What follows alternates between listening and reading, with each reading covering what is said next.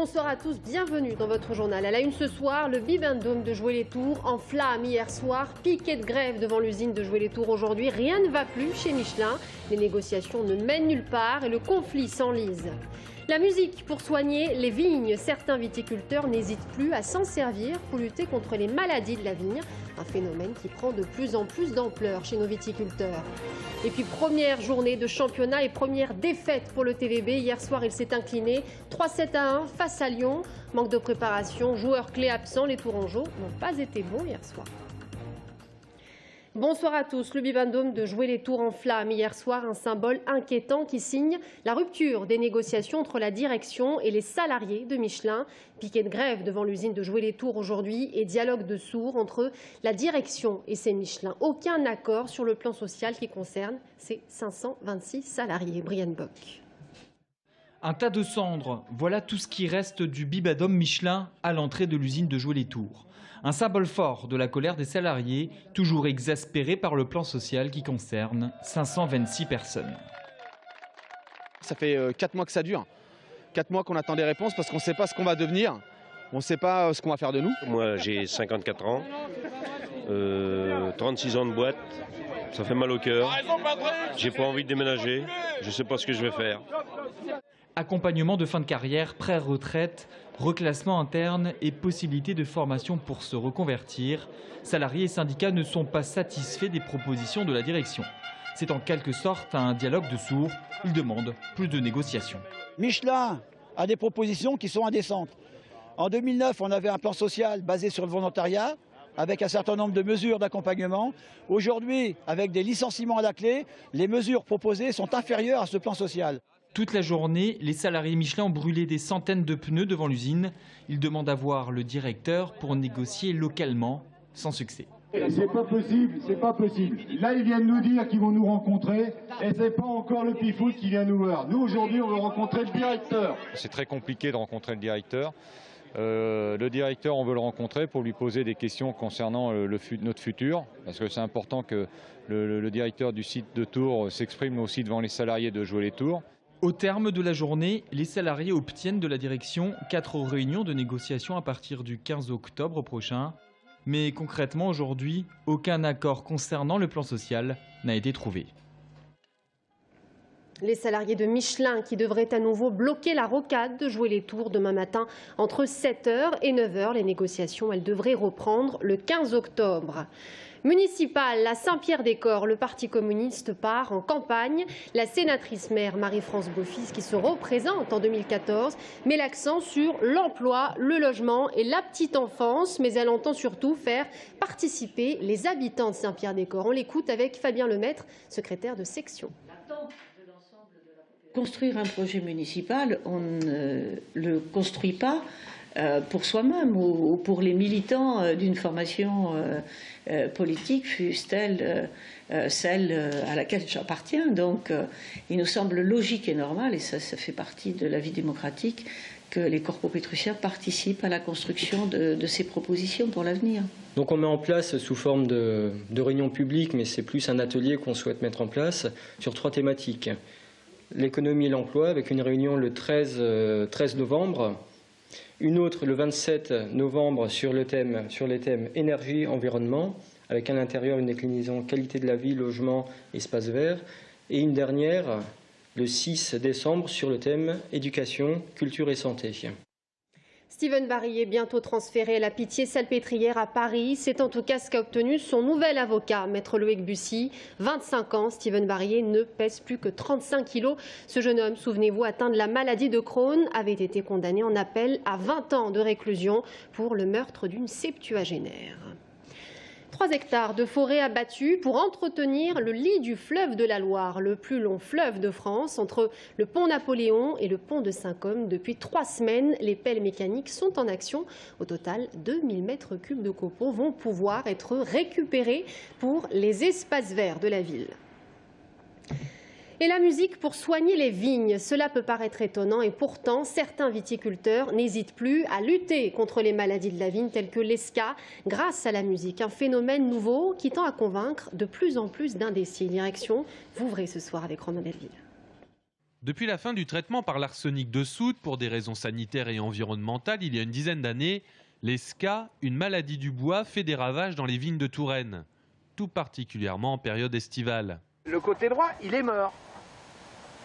Et le côté gauche, il est bien attaqué. La sève ne monte plus et on voit le feuillage roussir d'un seul coup avec des décolorations très caractéristiques de la maladie. Et puis le cep meurt et puis c'est terminé. Depuis l'an dernier, ce viticulteur de Vouvray a opté pour la protéodie. Ce procédé émet une mélodie spécifique afin de stimuler la synthèse de protéines de la vigne, et ce, 2 fois par jour.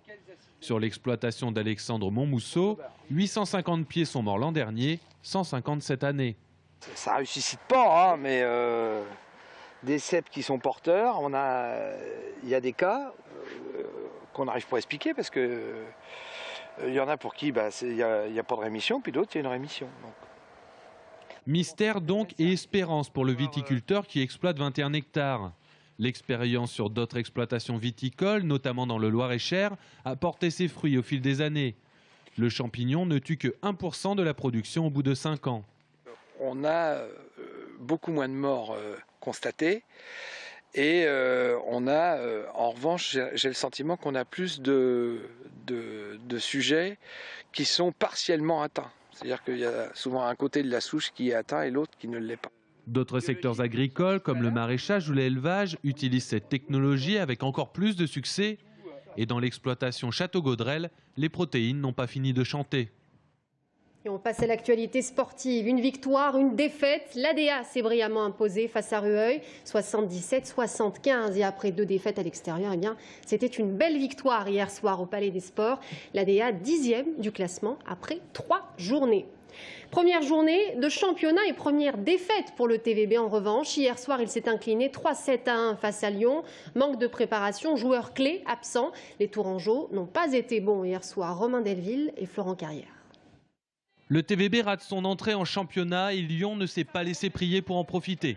En 4-7, la SUL accule le TVB qui recule et le champion de France en titre perd contre le promu lyonnais. Drôle de première journée de Liga. On n'a pas très bien joué aujourd'hui, on a même déjoué et voilà, Lyon ne vole pas sa victoire, mais je pense qu'on aurait pu espérer mieux si on avait joué à un niveau plus décent. La sentence est sévère dès la première manche, perdu 16-25 en 22 minutes. Le TVB remporte ensuite son seul set, 25-22. Dans les 2 dernières manches, Lyon a toujours fait la course en tête et les rares occasions de recoller pour le TVB ont été ratées. Le score est sans appel, 20-25 et 22-25. On va travailler les automatismes, on est en train de travailler depuis une semaine, on va continuer. Et après, je pense que moi, je dois trouver des solutions tactiques pour pouvoir donner plus de potentiel offensif à cette équipe. Souvent brouillon, à la réception hasardeuse, le TVB a subi la loi lyonnaise. Et les absences de Pinheiro et Konechny n'expliquent pas tout. C'est les présents qui doivent relever le débat et le défi. Certains l'ont pas beaucoup fait ce soir et ça c'est un peu inquiétant parce qu'on est obligé de jouer comme ça les 3-4 prochains matchs. On ne sait pas quoi, donc c'est pas avec 2 joueurs de plus qu'à un moment donné l'état d'esprit va changer. Il ne faut pas non plus exagérer. Le tour volleyball n'était peut-être pas prêt hier soir et la saison sera longue et offrira des occasions de se réjouir. En tout cas, elle commence mal. Et prochain match pour le TVB samedi contre Montpellier. Le hip-hop mis à l'honneur à l'occasion du Festival des danses urbaines, 16e édition cette année. C'est la Compagnie Express qui présente sa toute dernière création. On vous emmène dans les coulisses des répétitions, Anaïs Michaud.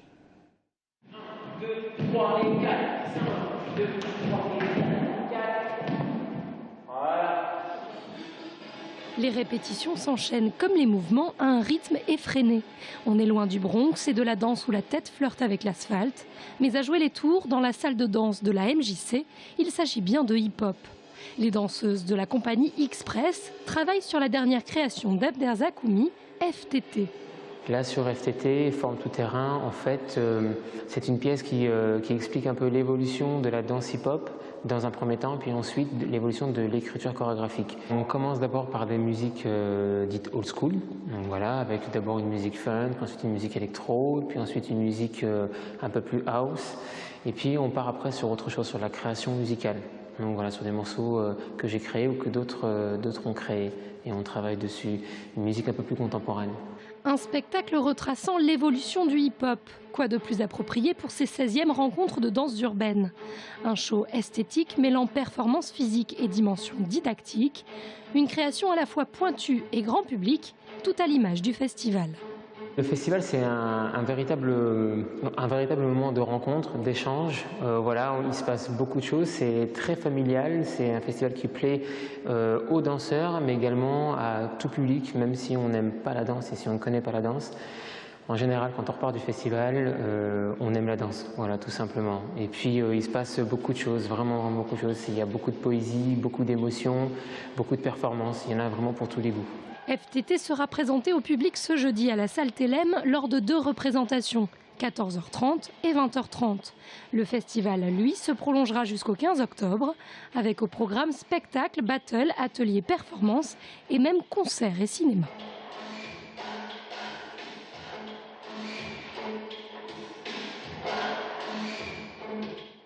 C'est la fin de ce journal. Merci à tous de nous avoir suivis. Dans un instant, l'invité de la rédaction, Marie-Dominique Boisseau, vice-présidente du Conseil général en charge de la famille. À tout de suite.